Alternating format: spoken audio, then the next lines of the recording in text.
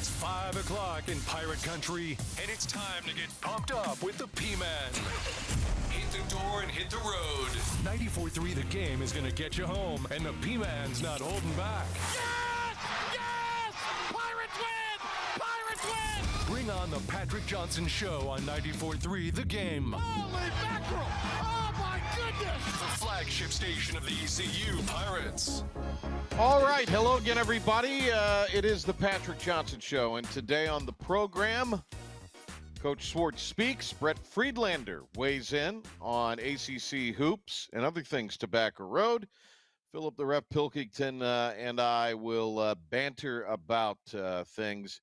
Welcome to you. Thanks for being with us here. We are heard every day on the airwaves of 94.3 The Game.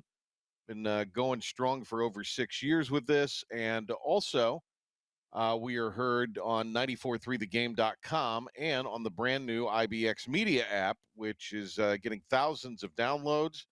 I was telling some folks about it last night. You can download it for free on Google Play or the App Store, tablet, iPad, iPhone. Even if you have an Android, you can download it on there. And here's the other thing I want to say about this app. There's no pre-roll ads.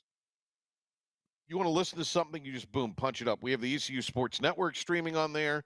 This radio station, 1037 and 96.3 are talk properties, which means you can stream Talk of the Town and listen in the morning, whether you enjoy listening or whether you're like maybe some of our left-leaning friends and you like to hate listen to the show.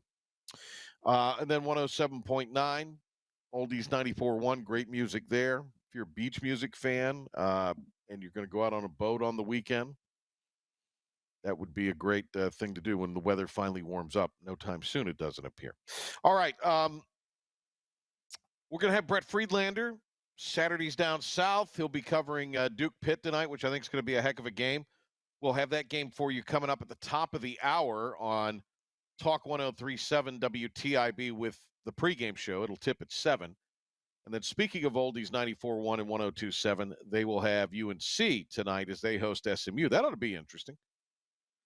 Both teams coming off divergent weekends. SMU had Duke at home and ended up getting the brakes beat off of them, especially in the second half.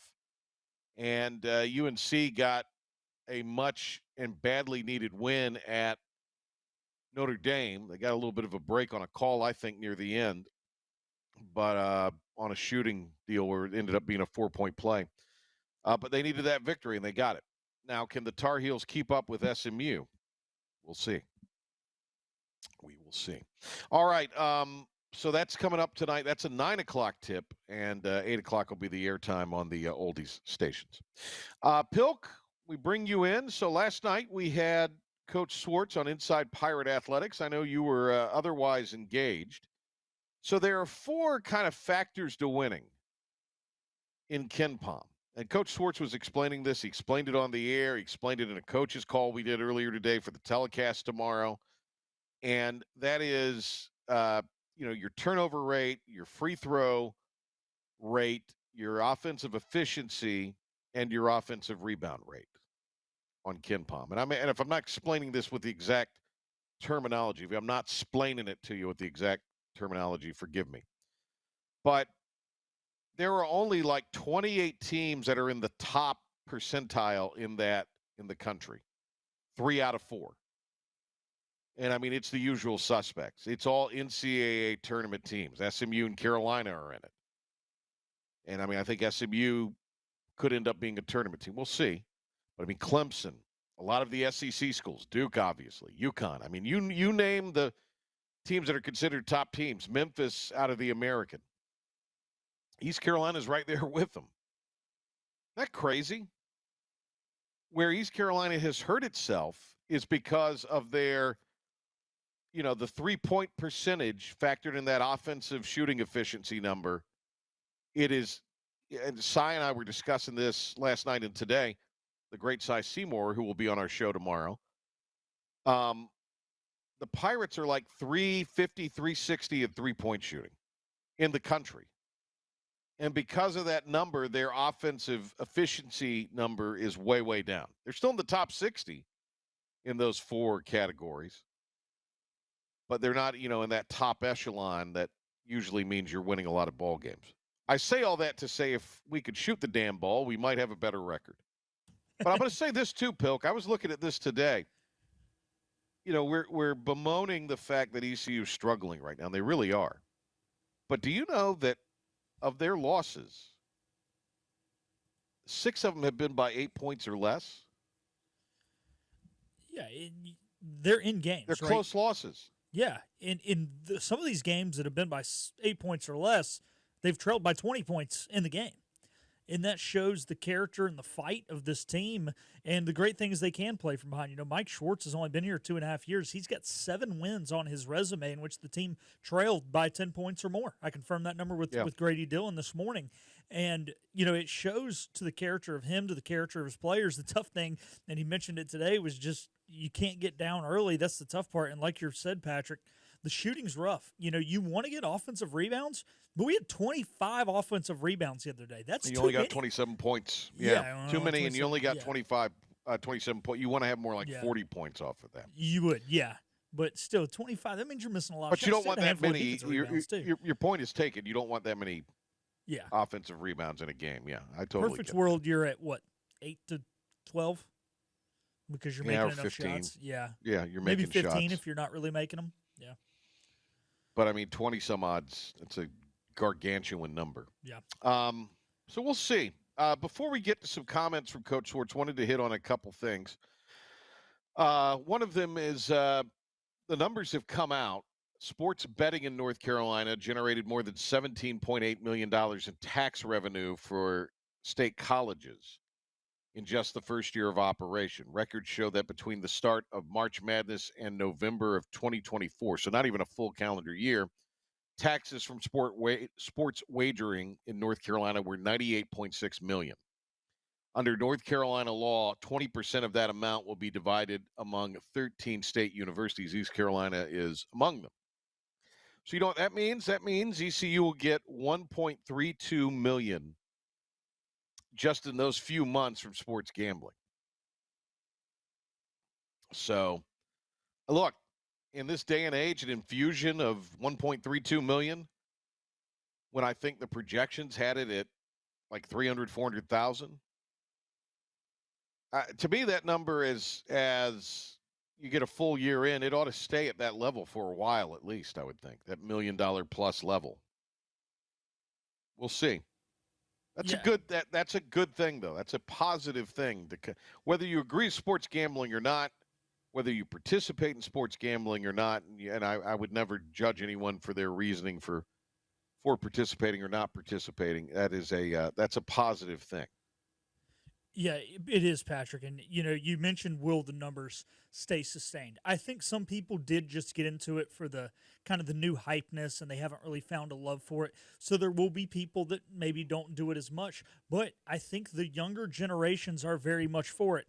And every year there's going to be another group of kids that turn 21 years old that are going to say, hey, I can gamble now, and we'll do it. So it's very popular among college kids, among young adults, and I think it will continue to grow in those demographics. And I think the people who are currently college kids and currently young adults, as they age, the ones who really do enjoy it and have kind of turned it into a hobby, will continue to do so.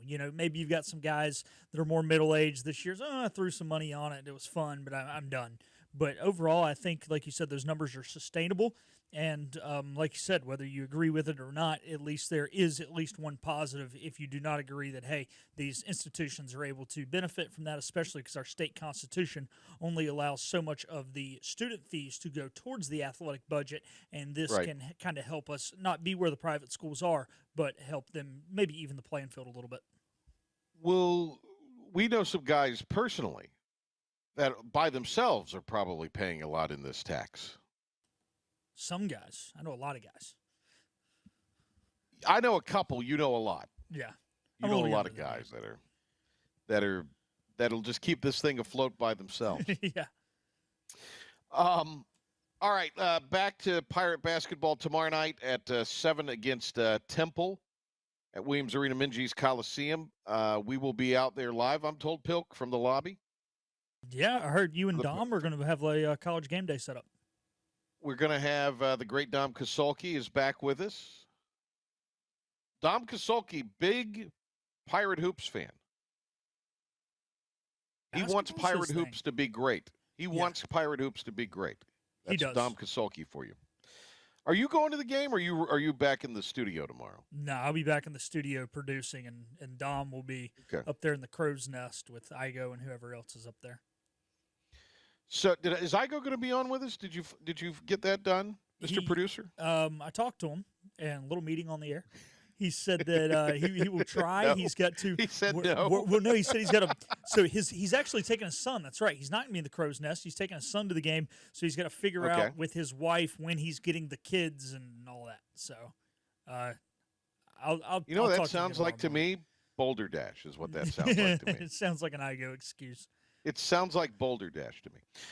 Cy Seymour will be there. We've extended an invitation to the great big guy Matt Maloney to be on. Of course, Dom, myself, Pilk, and we'll have some cuts from last night's coaches show as a precursor, a lead-in. Speaking of cuts, let's go to the vast roster of sound bites right now, and Philip has prepared these for us. We're going to start with Coach Schwartz. Opening thoughts after the loss to FAU and the matchup against Temple tomorrow night. Know this, that Temple's playing really good basketball right now. Won 5 of 6 games, and I know Coach Fisher very well, and a ton of respect for Temple's basketball program over the years. Just obviously one of the elite programs in the country, and their team is playing really well right now. So if coaching staff, players, and in American Conference play being 1-0, we know what kind of challenge it'll be for us tomorrow night. Coach Schwartz appreciating the way his team has fought, especially through the first 2 conference games. But what I'll say about this team, whether you talk about being easy or losing, is that this team is a competitive, passionate team that really plays physical basketball. And so what happens is, yeah, you get down the scores, but I don't think our guys get rattled when it comes to that. If I had my pick, we wouldn't get down double digits and have to rely on intensity and competitiveness and physicality. But I do appreciate the fight of this team. One other thing that I think, you just can't, as he stated there and as we've talked about, you cannot get down to the point where you've got to be a double-digit comeback trail. And I think a big start tomorrow will be really, really important. Mike Schwartz talked about, and for longtime basketball fans, they'll recognize this name, Jamal Mashburn Jr. Now, Jamal Mashburn was the great player at Kentucky, was with the Mavericks, among others, in the NBA for a number of years. I think he was with the Heat as well. But Mash, one of the great players, his son is the point guard. Transferred into play some point. He's a ball-dominant guard, can play off the ball too. But one of the better guys off the bounce in college basketball is Jamal Mashburn Jr. And Coach Schwartz was asked about what he brings to the equation for Temple. Everything. He's as good of a guard as there is in this conference, and to be honest with you, that makes him as good as a guard as there is in the country. And he's proven that over his career. He's a really, really dynamic scorer. One of the things that separates Mashburn from a lot of players is his ability to score and shoot off the bounce. In today's day and age, catch and shoot, the elite shooters, that's one thing. That is hard enough to guard. But when you talk about Mashburn, someone that can raise up from anywhere on the court off the bounce, boy, that's prolific, and they're a team that plays in isolation and in ball screens at a high usage rate. So with him, he becomes as tough as anyone to guard in the league because of his ability off the bounce and to shoot it. Here is more. Both these teams do like to get to the foul line and can get to the foul line, so that could create an interesting dynamic in tomorrow night's game. Coach Schwartz discusses. And they do well. We're right up there too. And again, I have so much respect for Temple, this whole conference, and the opponents we played. We get to the free throw line. We got to the free throw line 25 times the other night. FAU got there 9. Unfortunately, we don't make the free throws that we need to make. Free throws are a huge part of the game. It's the single most efficient way to score is the free throw line. And I give Coach Fisher, Temple, a ton of credit because they know that. They shoot the ball well, but they get to the free throw line We're going to have to be very disciplined, as you said, to attempt to keep them off the free throw line. But this is a matchup between two teams that rely heavily on free throw rate. And again, you're talking about two top 60 teams in the country getting to the free throw line. Here is the final remark from Coach Swartz on our roster today. Jordan Riley will be going against his old team. Of course, played a couple seasons at Temple. And you'll remember had a 20-point game against ECU for the Owls last year in Minges. Here is Coach Swartz on a guy who's been a real model of consistency for the Pirates this season, and that is Jordan Riley. It has not come up one time in terms of that. It hasn't come up within our program. I know Coach Fisher really well, man. This is a first-class, big-time coach. Temple is a big-time program. My gut feel, I don't think it's even come up one time in their program. Today's era of college basketball, I mean, the team we play Saturday, which I know it's Memphis. That's all I know about them. I know this. Every time they play a team, they're going to play against a former player from someone in the league that's on their team. So I think that has now become irrelevant. We're just very thankful and happy that we have Jordan Riley because we love him. They always said great things about Jordan Riley. Adam Fisher did. And it's just one of those situations. This is what college athletics is now, not just college basketball. Well, and there's 6 guys that were on that roster last year that played with Jordan Riley, which may be an unprecedented number, for a team's roster in this era as far as going against a former teammate. But that's a dynamic tomorrow. I think it will be interesting.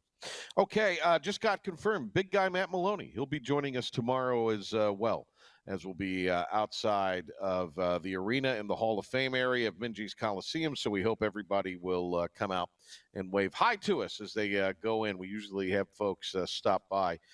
Pilk, we might get an extra handheld tomorrow if we could scrap one up. Okay. And maybe do a couple interviews with the folks as they come by. Right. We might do some of that. I'm good. We'll see. Just want to be prepared for any scenario. By the way, Mr. Pilkington, I'm wearing my handsome IBX Media winter pullover. There you go. Christmas gift. Present. Very nice. Very nice. Yeah, I wore mine yesterday for the first time. It was very comfortable. Yes, it is. It fits like a glove and in a good way. All right, let us hit a break. We'll come back. We're going to talk Tobacco Road hoops, and I got some football questions for the one and only Brett Friedlander. He'll join us when we return right after this timeout. It is the Tuesday Throwdown Patrick Johnson Show. ACC hoops on our airwaves tonight. Friedlander will be covering it for SaturdaysDownSouth.com. We'll talk to Brett Friedlander, favorite guest of the show, right after this. Ready for this? Oh, I'm very ready. Okay, ready? You ready? Streaming to the world at 943thegame.com. This is the Patrick Johnson Show. Now in all his glory, here's the P-Man. We got ACC hoops on our airwaves tonight. 103.7 has Duke and Pitt. 7 o'clock tip, 6 o'clock on the air at the top of the hour. Also on Oldies 94.1, 102.7, we're going to have UNC and SMU. 9 o'clock tip, 8 o'clock airtime for that network. Brett Friedlander will be covering basketball tonight for Saturdays Down South. He'll be at the Duke-Pitt game, which is quite intriguing. We'll get into all of that. Brett, through the magic and many layers of technology, is with us on all of our platforms. Brett, great to talk to you. Happy New Year, and I hope it was a delightful holiday for you. It was, actually. Got to spend some time with the granddaughter and my kids, and looking forward to the new start of the new year. There you go. The grandkid thing is the best part of the whole thing, I'm sure, for you. So that was fun. All right, well, Brett, let's talk about this matchup in Durham tonight. Is this one of the better chances right now for Duke to maybe lose an ACC game? It is, but it's also one of the better chances for them to get a little separation between them and the rest of the conference, too, because right now you've got two tiers. You've got Duke, Pitt, Clemson, and kind of sort of SMU, and then everybody else. Well, Duke went down to SMU on Saturday and took care of business, pretty emphatically. And now they can take care of Pittsburgh, and that would pretty much give them like full control of the conference at least until February 8th when they go to Clemson. So yeah, And look, Pitt went to Cameron last year, beat Duke, and if you remember, Blake Hinson jumping up on the press table after the game and taunting the Cameron Crazies. So there's going to be a little bit of emotion, a little bit of venom in this one. Jeff Capel coming back to where he played his college ball. I'm looking forward to this. Cooper Flagg, if we can say, maybe better than advertised. He's got back-to-back games where he scored 24. It seems like when the ACC calendar is hit, he has really turned it on. What has impressed you the most about Cooper Flagg so far? The thing that impresses me about Cooper Flagg is how easily things come for him. He's not one of these guys who every night is going to, produce an ESPN top 10 moment. He's not a guy who looks like he's really, really going at a million miles an hour. He's just under control all the time, and he does everything well. He puts the ball on the floor. He sees the floor. He feeds teammates. He scores. He just does it all. And to me, there are going to be people who look at his stats and they're going to say, he's really not living up to all the hype. But if you watch him play, you know that he is. I think a lot of that is because he's got teammates that he knows he can rely on, and he's not trying to. I mean, we've seen at times in the last decade and a half with certain big stars at Duke that they have to have the basketball and have to be scoring or shooting the basketball to be effective. He seems like he can be effective in other ways. He can, and I think that the way you describe that is, I think, a testament to John Shire and his growth as a coach over the last 3 years, in that instead of going to the transfer portal and, coming up with a fantasy team like a lot of other, like John Calipari used to do at Kentucky and probably has at Arkansas, he went out and got pieces that fit. He had two veteran guards in Tyrese Proctor and Caleb Foster. And so he added the pieces around them. He has a shot blocker and his rim protector that he didn't have last year with Malawak. He's got his sharpshooter in Knipple. And then when he went out on the transfer portal, he got a rebounder in Malik Brown from Syracuse. He got a tough as nails kind of physical, veteran presence in Sion James, who could come off the bench and provide some instant offense. And then Gillis from Purdue, who's got Final Four experience. And it just really meshes. And I still think that this team has not even come close to its ceiling. I think this Duke team is still just scratching the surface. And I think that's why they're really dangerous once we get to late February, early March, and maybe even April. Saturdays down south. Brett Friedlander's done a great job with them, and he's with us here on the Patrick Johnson Show. So 5 of 6 have gone to actually 6 out of 7 they've won, and a little more than that if you kind of extract it out for Pitt. But they've won 5 in a row, and just seem to be playing great. I think what Jeff Capel has done, maybe he's gone a little underreported, under the radar the last couple years. I don't know if we appreciate exactly the job he's done, because a couple years ago he was on a hot seat and they were not any good. So when you look at what Capel's done at Pitt, why has he been successful there, and why is this Pitt group in this incarnation playing so well? Well, first of all, I think the fact that he's still there and he's having the success that he's having is a testament to the now former athletic director, Heather Lyke, who had patience to stay with him. A lot of coaches would have gotten fired 2 years ago. But I think it took a while for Capel to clean up the mess left by Kevin Stallings, his predecessor, and build a culture. And now he has started bringing in guys who he's building with. Last year was Bub Carrington. This year it's Jalen Lowe and some of the other homegrown guys, the Diaz Graham twins, and he's found pieces like Capel. Like Shire has. He's found pieces that fit off the transfer portal, and it works. And he plays a style of ball like he played at Duke. And he was not the most talented guy. He was a gritty guy who really kind of had to be a hard worker and get it done with effort. And that's the kind of team that they are. and they do it defensively, and they're very physical. We've got the Tar Heels playing SMU tonight in Chapel Hill. Elliot Cadeau, who is not a noted shooter, hit a shot from three, got fouled, completes the 4-point play, and that prompts much-needed win for UNC at Notre Dame this past weekend. I noticed in your tiers earlier, maybe I didn't pick up on the name. I didn't hear North Carolina in that tier necessarily. So, Nope. or they're not. Okay. Where are they right now in this whole thing?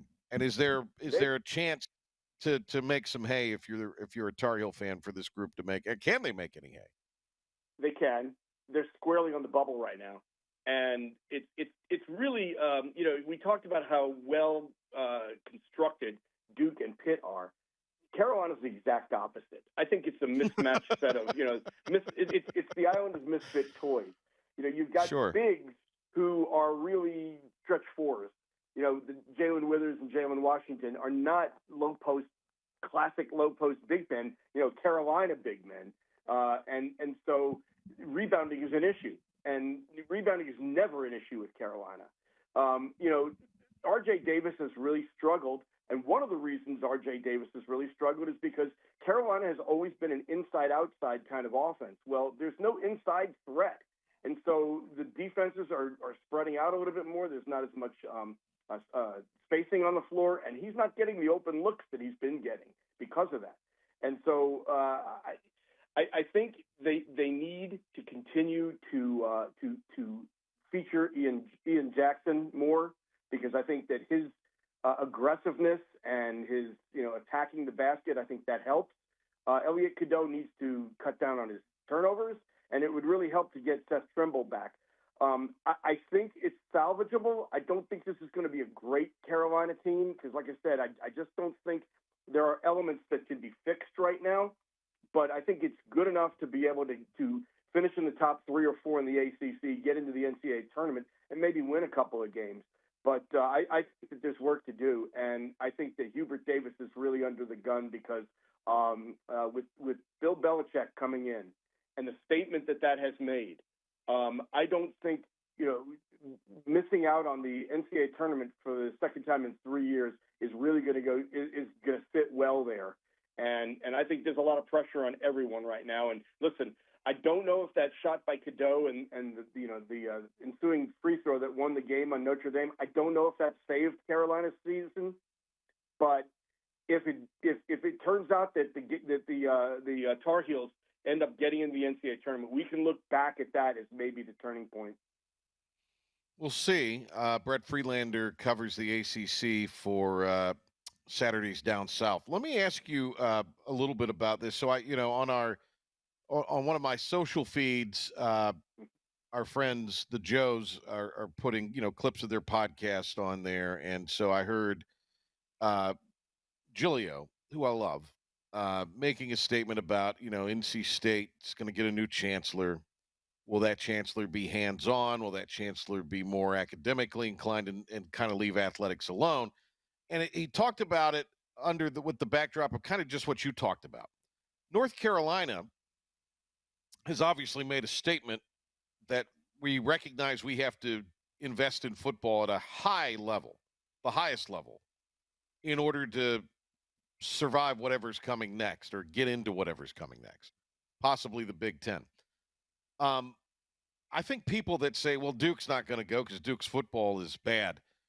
Well, Duke's such a strong national brand because of basketball. They've got the money. They've started to spend a little bit of it in football. They did that under Elko. They kind of set that up. They continued it under Manny. Now they don't have a $20 million war chest for NIL, but there's They just signed a transfer quarterback, Darian Mensah from Tulane, that allegedly is going to be getting $4 million a year for the next 2 years. So they have. They're spending money. So they have made a commitment. Yeah, they're spending money. So they're both, it seems to me, positioned to go to the Big Ten. I don't really think the SEC, but maybe. Where does that leave NC State? That was the whole point that Giglio was kind of, because State doesn't have the kind of money those two places have, obviously. They fancy themselves as, upper crust of the ACC. And I mean, if it were 1975 instead of 2025, I'd say, yeah, you might have a point. You know, you're making an assumption that the ACC is not going to exist in a couple of years. I don't think that's a given. I honestly don't.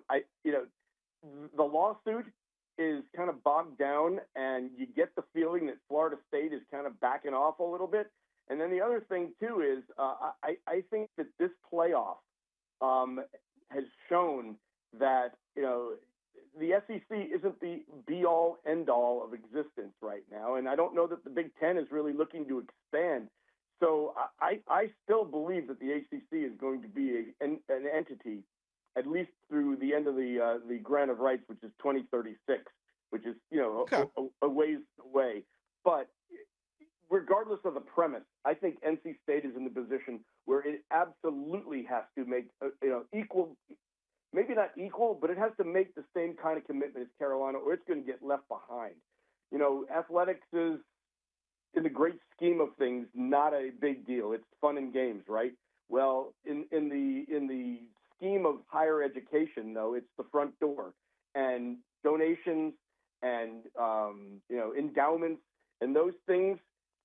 A lot of that does hinge on the success of sport, and football is the driver of the bus right now. And so I think if NC State falls by the wayside, especially if it falls far behind Carolina, there are people who will react poorly with their bank accounts. And so I think that NC State is in position, whoever the new chancellor is going to be, is almost, has to make that kind of commitment, because otherwise... Well, they have no choice. I hear what you're saying. Yeah, whoever the chancellor has no choice. You have to be engaged in athletics. Yep. You have to. And by the way, Dave Doran is now squarely on the hot seat. I mean, next year, first of all, you can't go 5-7 and go to what bowl did they go to? One of the military bowl. You've got military bowl. Come on, Friedlander. East Carolina beat them. Right. East Carolina. Come on, Friedlander. It's basketball season. Come on. And the playoff is still going on. But no, you listen, if you're NC State and Carolina is doing what it's doing, you gotta at least get to that 9-win threshold. And at a certain point, you've got to prove that you can win a championship, because that's what Carolina is going for. That's the statement that they've made, that they're playing to win championships. And State has got to do the same. And it's the move that Doran already made. He had to fire his offensive coordinator. Robert Anae just was not working out. But it's mystifying to me that he would elevate a member of the staff from an offense that really that wasted Kevin Concepcion and went the entire third quarter against the Pirates without getting the ball into either of his top two remaining playmakers, Justin Jolie or Hollywood Smothers. Neither one of those guys had a touch the entire third quarter when they were trailing. And yet he's going to elevate a guy who was a member of that staff instead of spending some money and going out and getting the best OC that he could find. The one thing that's going to be interesting about this, though, you mentioned him being on the hot seat, Brett. I'm looking at their schedule for next year. It ain't easy. I mean, they got to go to Notre Dame, still in the playoff. Yep. They got to go to Pitt, not a bad football team. They got Carolina at home, but you've already made a point as to how much they're investing. They go to Durham. They go to Coral Gables. I mean, those are some tough road games. You practically have to go undefeated at home to stand a chance at, an 8 or 9 win season. And I mean, Virginia's okay. East Carolina probably will be an evenly matched game. Who knows what Florida State's going to be next year? Georgia Tech's not a bad team. So could crap hit the fan? I don't see a lot of wins there. I don't see a lot of guaranteed wins there. But Pilk just rattled down. Now, I mean, things could change because of the portal, but I mean, I just, what we know now, that none of that seems like, okay, go ahead and pencil in this many wins. No. Yeah, and especially given what they're starting with, what they're working with. I mean, it's a team that won 5 games or 6 games this year. So it's not a team that's coming off an 8 or 9 win season either. So, yeah, they got a lot of guys back. But, the good news, that's the good news. The bad news is they got a lot of guys back. Well, the other part of that is, and you just illustrated it beautifully there, do the people coaching know what they need? I mean, know how to do what they're doing? Do they know what they? I mean, do they know what they need to do? I'm sure they I mean, do. because they've got it. Well, I mean, but no, you've got a great quarterback. You got a great back in Smothers. The tight end is a matchup nightmare. And as you said, they didn't put the ball in the hands of those, two playmakers hardly at all in the third quarter. When they did in the fourth, it became a game, obviously. Mm-hmm. So, I mean, if you're elevating people that don't know how to my point to that, my reaction to that was going to be Doran is the smartest guy in the room. He might be the only guy in the room, but he's the smartest guy in the room. Just ask him. And I just don't think he can relinquish the good. Look, they're not going to be able to win at State by just playing defense and running the football. That was tried here in Greenville, and it didn't work. You have to be able to think outside the box. You have to be able to do things different and adjust. I mean, look, if you start banging your head against the wall, at a certain point you figure out it hurts and you stop, right? And you try something different, and that's where they're at. And listen, Tom O'Brien, before while he was still the coach at NC State, he made the point that unless you're a Nick Saban or a Dabo Sweeney, he said really, 10 years is really the max. It's the shelf life for a coach because at a certain point you start getting stale. And for you and the program, it's best for everybody to go their separate ways and get a fresh start. And I kind of feel like NC State is at that point. It's not that it's not working. It's just that they have plateaued. They've got to a certain point, and it's you got to change. You got to try something different because right now it's not where it needs to be. Speaking of NC State basketball, Kevin Keats has been unable to really build off of the Final Four like I think many Pac fans had hoped they would. And then lo and behold, they got North Carolina coming to the Lenovo this weekend. So we've talked about the ills of the Tar Heels. What kind of trouble is NC State in right now? They're not a very good team. But here's the thing. Yeah, NC State fans hoped that they could build on the Final Four run last year. But let's be honest. That Final Four run last year was lightning in a bottle. They had to win 5 games in 5 days in Washington, D.C. to get in the tournament. And then they just kind of kept that momentum going. And no DJ Burns this year, right? No DJ Horn this year. Did we really expect them to be a Final Four team again this year? Now, should they be better than this? Probably. Is Mike James and the injury to a guy who was supposed to be the best guy they pulled off the transfer portal, has that hurt? Yes. But it's January now, and there's just no cohesiveness with this group, and it just doesn't seem to have a personality. They can't count on going to Charlotte this year and winning 5 games in 5 days again, because that thing doesn't happen every year. I would say that this is a very pivotal game, not only Saturday against Carolina. I think, I believe tomorrow against Notre Dame at home. Notre Dame is a bottom feeder. They need to win that game. You bet. If you're NC State, you better win them all at home at this point, and then maybe steal a quad one game on the road at somewhere down the line, because they're going to be on the bubble at very best. They don't have any terrible losses, but they also don't have any good wins, and they need to start stacking as many as they can. The great Brett Friedlander with us here. Brett, always great to talk to you. Thanks a lot. Enjoy the games tonight. We'll let you get on the road for that, and we'll talk to you again really soon. Anytime, Pat. Thanks a lot, man. There he goes. Great to have Brett Friedlander with us. A break. When we come back, Pilk will update you on everything going on in the world of sports. Stick and stay. It's the Patrick Johnson Show. And now, the stunning conclusion of the show. It's the P-Man here on 94.3 The Game. So coming up in Greenville, the city council this week is going to hear, you've been by Camping World, the old Overton's location, Pilk, on Evans Street. Yeah, I have. You have that huge American flag, right? The pole is 120 feet tall. The flag is 3,200 square feet. and it is 15 times the largest allowable flag on non-residential property in the city. Oh, man. Planning and zoning unanimously voted down the change last month to amend the ordinance for that flag. They gave Camping World a notice of violation, holding off on fining them. Anyway, the city council is going to take. Don't go there, city council. Yeah, so this has happened before with Camping World, by the way. So Marcos Lemonis, the CEO of Camping World, very patriotic guy. They have a certain size flag that they have at all their stores. And there was a store up in Statesville, North Carolina, where it was the same deal. They had the city ordinance allowed only a certain size flag.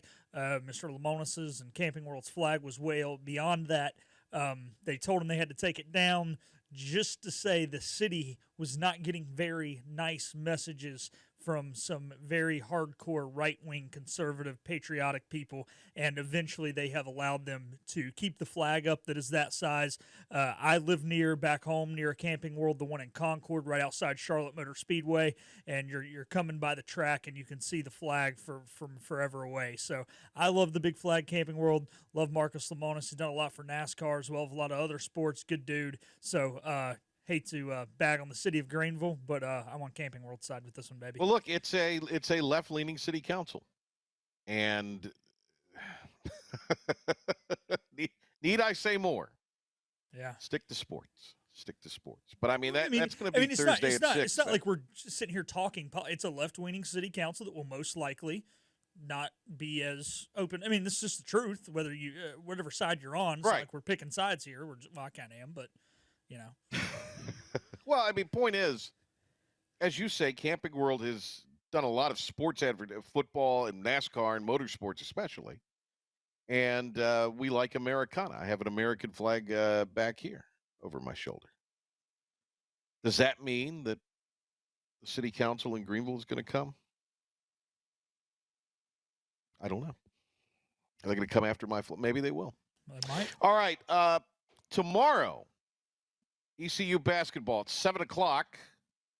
We're going to have coverage starting at 5 o'clock with the Patrick Johnson Show. Looking forward to that. Should be a lot of fun. We'll be in our normal area. Sans the DJ ambient noise will be in the Hall of Fame area as you come into the front of the arena. Hope folks will stop by and say hello. Cy Seymour will join us, the big guy, Matt Maloney. We're challenging you, Igo, to be on the show tomorrow. Maybe. And then Thursday, we'll be back with a 4 o'clock edition for the Logan Zone. And I think Friday is going to be a David Sawyer day. I'm going to get Podge Sawyer on because of the weather. Are we supposed to get some wintry precipitation? Apparently they're saying overnight we're going to get some wintry precip Friday into Saturday. Going to the beach. I will be driving home from the hockey game, so I might be right in it. Good luck to you, because I don't want to go anywhere that there's the possibility of snow or ice. So I'm beaching it. Understandable. I already committed to go hang out with Wags. You know, I can't bail on our guy Wags. Are Wags' ears still red? Yeah, a little bit. Thanks to Brett Friedlander for being with us here. Appreciate it. Don't forget Duke on 103.7, Carolina on 94.1. You can listen to those games tonight. We are going to be back with you tomorrow. We'll have coverage leading you into network coverage from 5 until 6:30 tomorrow. Cy Seymour will be with me on the ESPN Plus call. Will be with us on the show tomorrow. Tom Kasolki will be there. Pilk will be there. I'll be there. We'll have big guy Matt Maloney come by. Lots of stuff to talk about tomorrow. A lot going on. All right. See you in the morning on Talk of the Town, where I'm sure this flag issue will be discussed. And back here at 5 o'clock from the Coliseum tomorrow on the Patrick Johnson Show. Have a great rest of your evening.